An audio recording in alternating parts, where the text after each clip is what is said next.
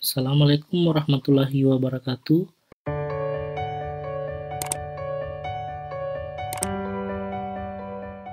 Pembahasan kita kali ini kita akan membahas tentang uji one sample t-test. Nah, sebelum kita masuk ke analisis kasus untuk one sample t-test, kita coba pahami dulu konsep dasar dari one sample t-test itu sendiri. Untuk yang pertama, one sample t-test ini biasa disebut juga dengan uji satu sampel. Oke. Kemudian yang kedua, tujuan dari uji one sample t-test ini untuk membandingkan rata sampel yang diteliti dengan rata populasi yang sudah ada. Jadi kita mau membandingkan rata-rata sampel yang kita teliti dengan rata-rata populasi yang sudah ada sebelumnya. Kemudian yang ketiga, uji ini juga dapat digunakan untuk menguji hipotesis dalam statistik deskriptif. Dan yang keempat, uji one sample t-test merupakan bagian dari statistik parametrik. Jadi dia bagian dari statistik parametrik. Maka dari itu, ketika dia masuk di bagian statistik parametrik, sebelumnya kita sudah bahas bahwa asumsi dasar yang wajib terpenuhi di sini adalah datanya harus berdistribusi normal. Jadi itu wajib. Kalau datanya tidak berdistribusi normal, otomatis kita tidak bisa melakukan uji one sample t-test. Oke. Agar lebih efisien, kita langsung saja ambil contoh kasus di sini. Di sini ada contoh kasus, seorang peneliti membuat dugaan bahwa nilai rata hasil belajar siswa pada mata pelajaran biologi sama dengan 75.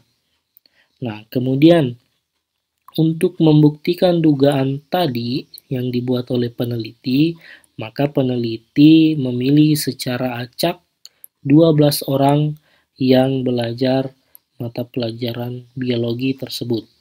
Nah, dari 12 orang itu, maka kita bentuk datanya dalam tabel dengan jumlah korespondensi sebanyak 12 orang yang kita ambil tadi dan masing-masing nilai rata-rata hasil belajar biologi setiap koresponden. Misalnya koresponden pertama nilainya 77,5, koresponden kedua nilainya 75,0 dan seterusnya. Oke, setelah data sampel kita buat seperti ini, langkah berikutnya adalah membentuk hipotesis.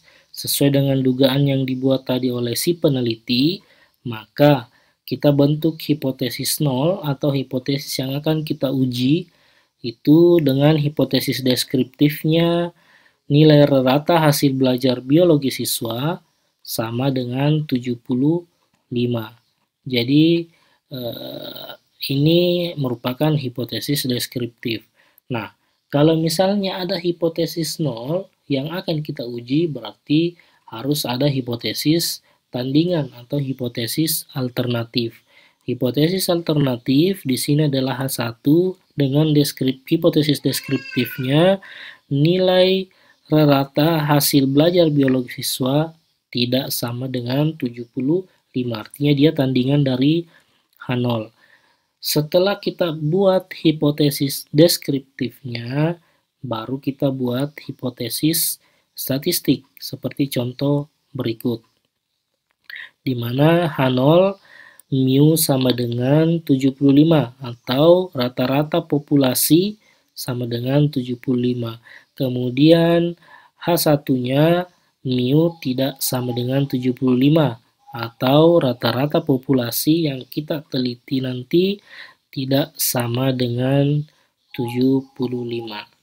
Oke, setelah data sampel sudah kita buat, kemudian hipotesis sudah kita buat, barulah kita masuk ke tahap analisis. Tahap analisis seperti apa yang dimaksud? Tadi di sini di penjelasan sebelumnya bahwa wajib hukumnya data yang kita uji one sample t-test itu harus berdistribusi normal. Maka tahap pertama yang harus kita lakukan adalah melakukan uji normalitas. Uji normalitas tetap kita lakukan di SPSS, sama dengan one sample t-test. Nah, sekarang di sini kita lihat, di sini ada tabel aplikasi SPSS. Saya menggunakan aplikasi SPSS versi 25. Mungkin kawan-kawan ada yang menggunakan versi lebih tinggi daripada 25 atau di bawah dari versi 25. Pada umumnya sama. Kemungkinan besar yang membedakan hanya hasil analisisnya paling berbeda desimal, angka desimalnya saja terkadang berbeda. Saya kurang tahu penyebabnya di mana. Karena beberapa pengakuan kawan-kawan ada yang menggunakan SPSS versi 22 dengan data yang sama diuji di versi 25, angka desimalnya sedikit berbeda walaupun perbedaannya itu kecil. Nah, sekarang kita kembali ke uji normalitas. Nah, di sini kita tadi sudah punya datanya, jadi wajib sini tahapnya ada tahap input, tahap analisis, dan tahap output. Nah, di sini kita harus lakukan tahap input dulu, artinya kita memasukkan data yang sudah kita kumpulkan ke data view SPSS. Nah, di sini data view-nya masih kosong, berarti kita harus masuk ke variabel view-nya dulu. Artinya kita membentuk variabelnya dulu. Nah, di sini kan cuma satu variabelnya saja tentang nilai rata-rata. Jadi kita tulis saja di sini nilai rata. Kemudian type-nya tetap kita menggunakan numeric, width-nya tetap 8, desimalnya kita ganti menjadi 1. Kenapa kita ganti menjadi 1 di sini? Karena nilai yang kita kumpulkan di sini hanya desimalnya satu angka di belakang koma. Kemudian label bisa kita tulis hasil belajar biologi. Nah, oke, kemudian value dan seterusnya ke belakang kita abaikan saja. Lalu kembali ke data view. Sini kembali ke data view. Nah, di sini sudah terbentuklah variabel data view yang mau kita isi. Jadi, apa yang kita isikan di sini? Di sini kita isi data yang sudah kita buat tadi. Jadi, ini tinggal di-copy saja. Ini tinggal kita copy saja. Masuk ke sini. Oke. Ini saya remove dulu. Nah, di sini datanya sudah sama sesuai dengan yang kita kumpulkan. Nah, setelah kita melakukan input, tahap input data, barulah kita melakukan analisis. Nah, analisis apa yang akan kita lakukan? Seperti tahap yang tadi, kita harus melakukan analisis normalitas. Artinya kita harus uji normalitasnya data tersebut. Nah, kalau untuk melakukan uji normalitas, kita langsung masuk ke Analyze yang ada di atas di sini, menu Analyze, kemudian pilih Descriptive Statistic, lalu pilih Explore. Nanti muncul tab seperti ini. Nah, di sini kita cukup memindahkan saja variabel hasil belajar biologi ke kolom Dependent List. Cukup pindahkan seperti ini. Kemudian pilih statistik, pastikan descriptive confidence intervalnya ini sudah tercentang dan nilainya 95%. Artinya kita menggunakan taraf kepercayaan sebesar 95%. Kalau sudah, continue saja, yang lain tidak usah dicentang. Lalu masuk ke plots. Di sini di plots untuk box plots-nya kita pilih none saja. Kemudian di sini histogram kita gunakan, bisa kita gunakan untuk melihat gambaran bagaimana gambaran dari nilai-nilai sampel yang kita ambil secara histogram. Kemudian di sini di normality plots with test wajib dicentang karena kita mau melihat normalitasnya. Oke, setelah ini baru kita continue.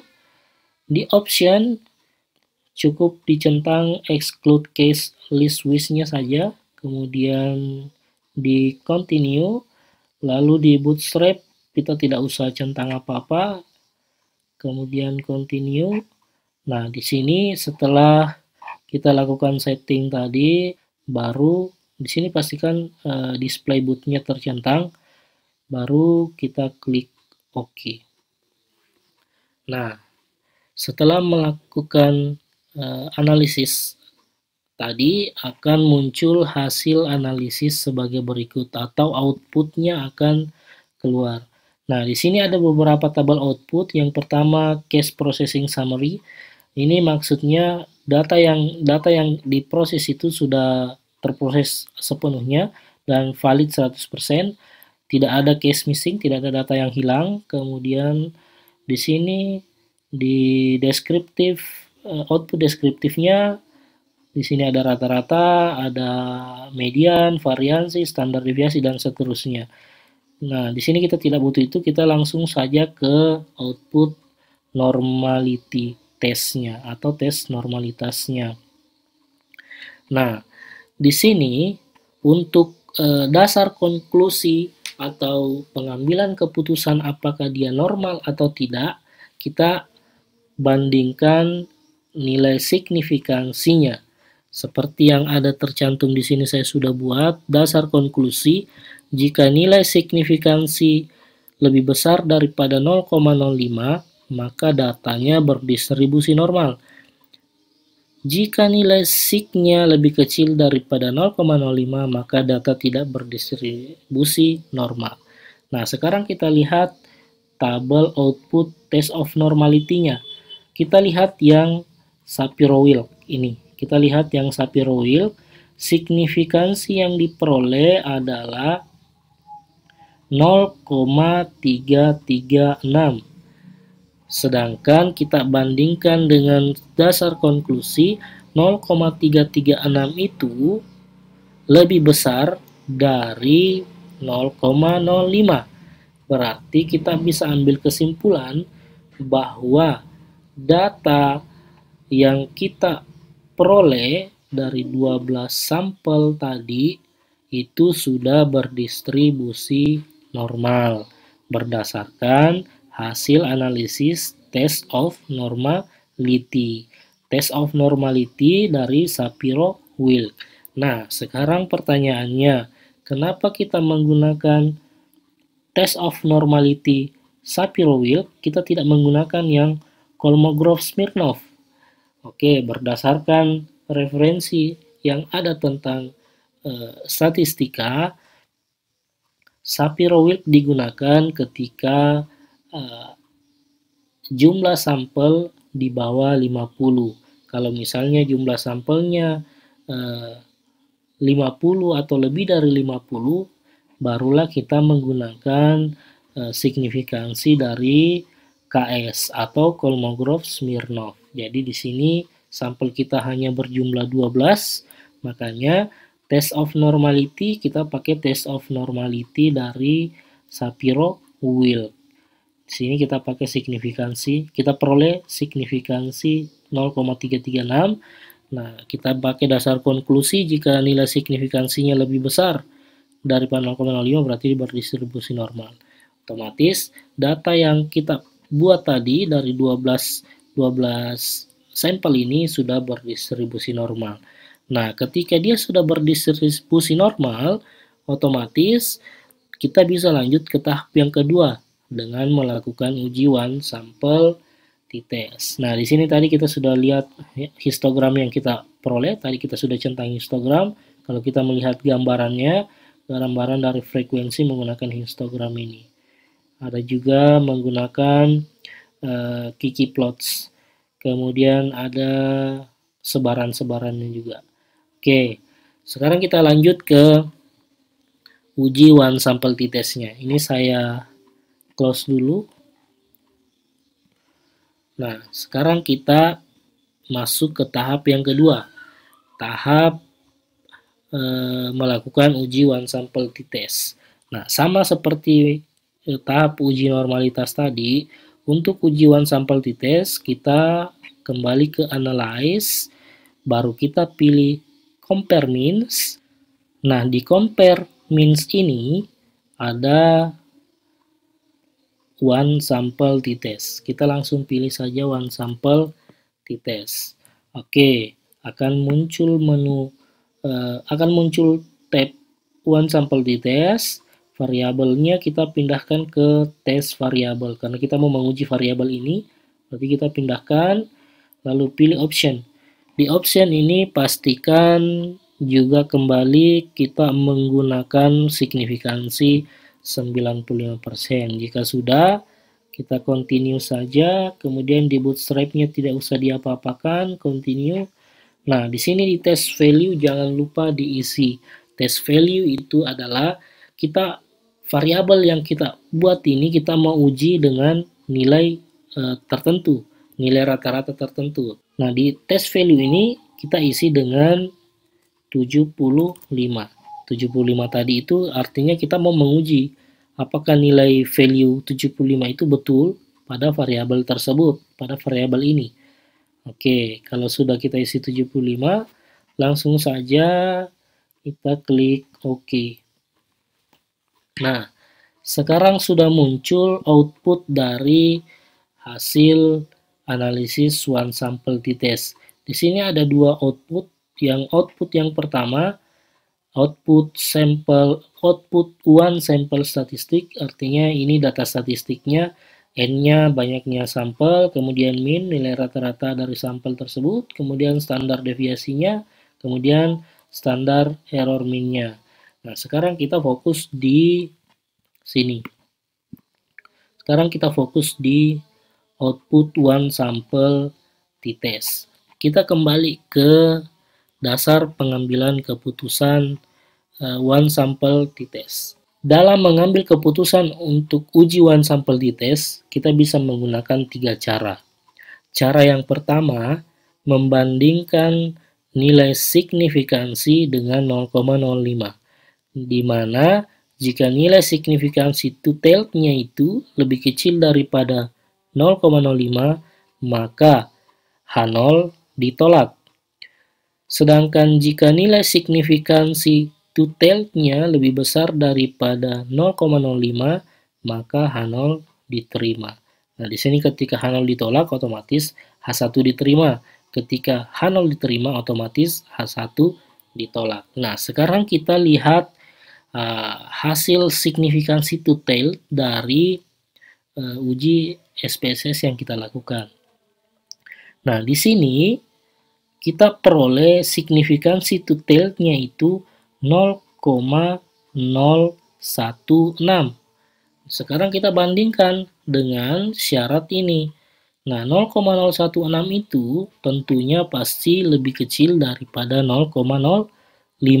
Jadi bisa ditulis di sini 0,016 lebih kecil daripada 0,015. Maka dari itu kita bisa mengambil keputusan dengan menggunakan cara pertama ini bahwa H0-nya ditolak, H1-nya diterima. Karena kita peroleh signifikansi two-tailed-nya lebih kecil daripada 0,05.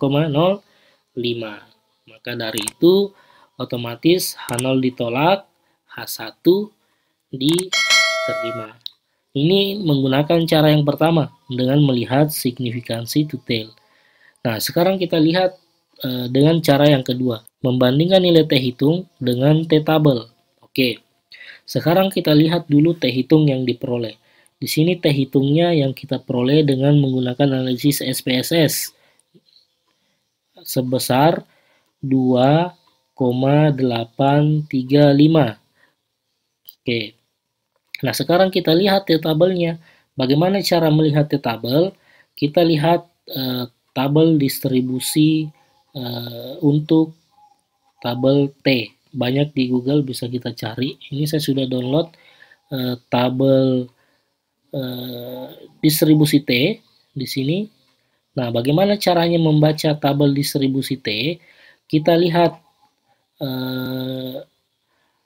Di sini DF-nya 11, artinya DF itu banyaknya sampel dikurang 1 atau 12 dikurang 1, maka diperolehlah DF. Nah, di sini DF-nya 11, kita lihat di tabel. Lihat DF sama dengan 11. Oke, kita sudah lihat di sini. Di sini ada DF sama dengan 11. Nah, sekarang kita lihat signifikansi yang kita gunakan kan 0,05. Kita pakai signifikansi 0,05.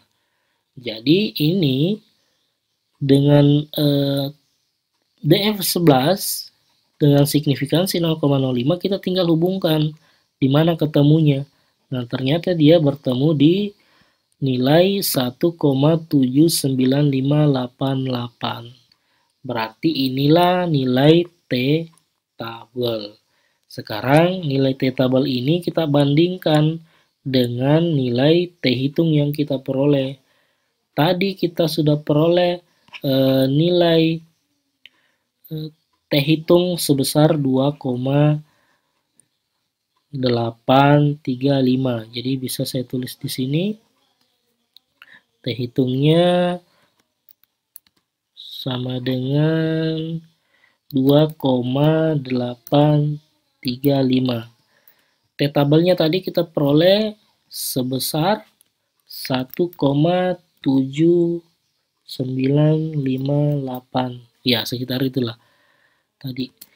Nah, sekarang kita sudah bisa lihat nilai T hitung yang dilakukan di SPSS nilainya sebesar 2,835, sedangkan nilai T tabel tadi yang kita peroleh menggunakan tabel distribusi T, kita peroleh 1,795.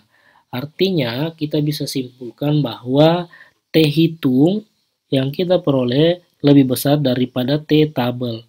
Maka H0-nya ditolak. Nah, sama kan kalau kita menggunakan perbandingan yang nomor 1, signifikansi dengan signifikansi detailnya dengan 0,05. Ini kita melakukan perbandingan nilai T hitung dengan T tabel. Pasti hasilnya sama. Nah, dengan kesimpulan H0 ditolak. Kalau H0 ditolak, otomatis H1 yang diterima. Nah, sekarang kita lihat bagaimana melakukan perbandingan dengan nilai T hitung dan T tabel menggunakan kurva. Nah, sekarang di sini saya sudah buat kurva, saya sudah gambar kurva, bisa dilihat di sini ada kurva yang bentuknya sudah saya gambar sebelumnya. Di sini tadi kita peroleh nilai T hitungnya sebesar 2,8 sekian-sekian lah. Jadi posisi kita anggap posisi 0,28 ada di sekitar sini. Nah, kemudian T tabelnya tadi kita peroleh sebesar 1,79 sekian. Berarti kita anggap posisinya ada di sini. Nah, dari kurva ini kita lihat daerah penerimaan H0 itu berada di area sini. Kemudian di daerah ini adalah masuk daerah penolakan H0. Dari garis T tabel kita lihat T hitung yang kita peroleh berada di daerah penolakan. Sehingga nilai T hitungnya ini lebih besar daripada nilai T tabel. Maka dari itu H0 ditolak. Karena nilainya T hitung lebih besar daripada T tabel. Begitupun di sini kita membacanya. Sini T hitungnya kita peroleh minus 2,8, T tabelnya minus 1,79.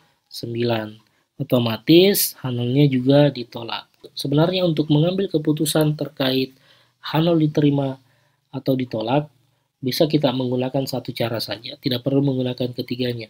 Ini hanya saya memberikan gambaran bahwa ada 3 cara yang kita bisa gunakan dalam pengambilan keputusan uji one sample t-test.